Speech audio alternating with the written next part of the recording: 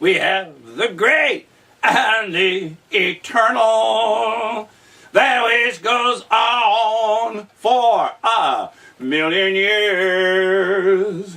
We have the seasons and the equinox vernal. The leaves come and go, the flowers reappear, and through it all we wonder, what are we doing here? Hey now, is that taking it seriously or what? I tell you I'm reflective. I'm over-propounding. Good friggin' crap. I'm without a finger. The wagon splashed into a stream and the horses stopped. Wing stripped at his seat, climbed down and bathed. His hand was swelled and hurt. Lester and Earl pretended not to watch. They wanted to see if he'd baby it. He didn't. You know me, guys. I've committed. It's done and it's now a part of me. Thanks for taking me there. Both stood on their back hoofs and whinnied their approval and love for Wing. Hey guys, can I drive for a while? It seemed like a good time to ask.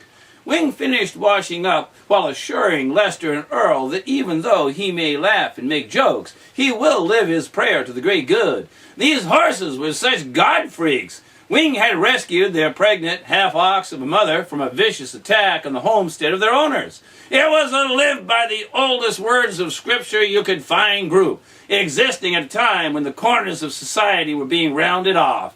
Their mother was the offspring of an oxen and workhorse mating experiment. She was killed soon after giving birth to Lester and Earl, a pair born knowing every word of Scripture, having already heard it so many times. Well, they also knew that their mother had been murdered, but they also knew that Wing had to risk his life and leave his world to save them. They lived intimately with the great good and with Wing, like the great good had told them to take care of him. They loved their work and were really very glad to see Wing get a friend he could say real human words to. For as great as Lester, Earl, and the great good were to be close with, they weren't exactly chattering types. But ravens? So is this Dan built like a beanpole and got gray hair? You saw Dan? Is he built like a beanpole, gray hair? Yes, I saw Dan. Wing dressed in a flash and asked Lester and Earl if they were ready to go. Then he waited and nothing happened. He was so used to them just going. Oh yeah, thanks. Giddy up, with a little slap of the reins. Both horses moved apart a step and looked back at Wing, seated up above the long tongue of the cart. Are you sure about that giddy up thing, Wing? They looked at each other. Thought I was. Lester and Earl just shook their heads and moved out of the stream. Tell me, how's Dan? Looked real beat, real smashed. How long has it been since you've seen him? Few years. His place is safe right now, though. There is a longer road that is clearer and will be faster. What do you mean his place is safe? What do you mean? What do I mean? What? Who else do you think? What else do you think lives in the wild, Wing? I don't know. Never really thought about it.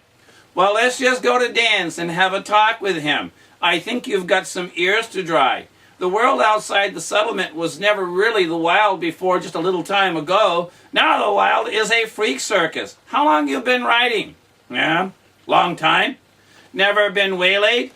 Probably, guess so. But never really gave it much thought. Sounds like you've been lucky and mostly between things. Now that's over. A new life is beginning. Oh yeah. It's like I've been trying to tell you. It's like I've been saying. You just gotta find the ones you're going to line up with.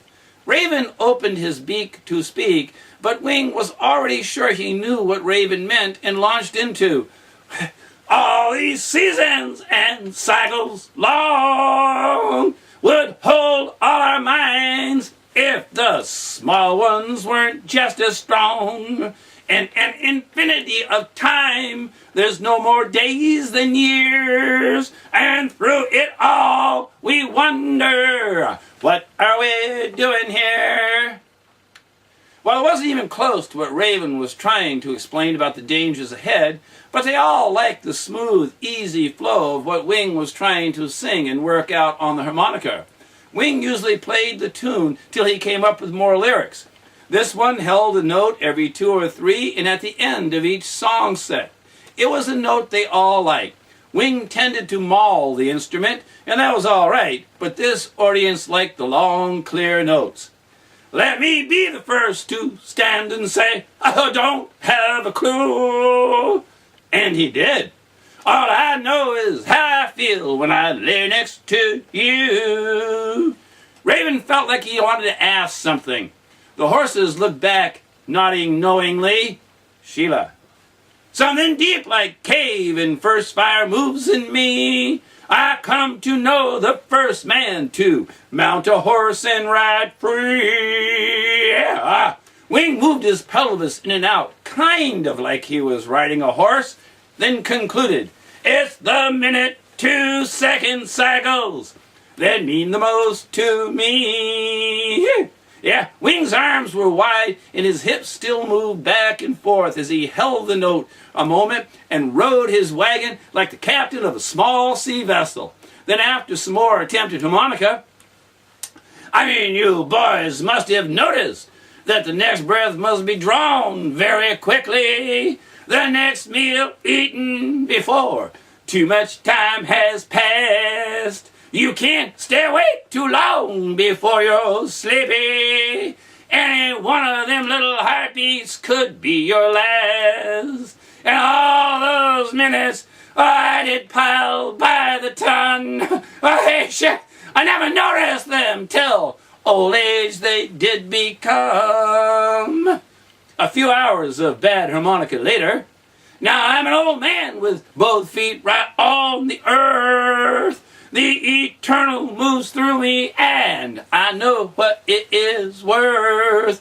But I live daily. I like my love like the rising sun, the stars, and the moon. The next time can't come too soon. And then 2 days later, I was not born to make sure the stars get seen. Most everything would get along fine without me. Now this don't make me feel sad or small. Just like every other thing, I stand in the middle of it all.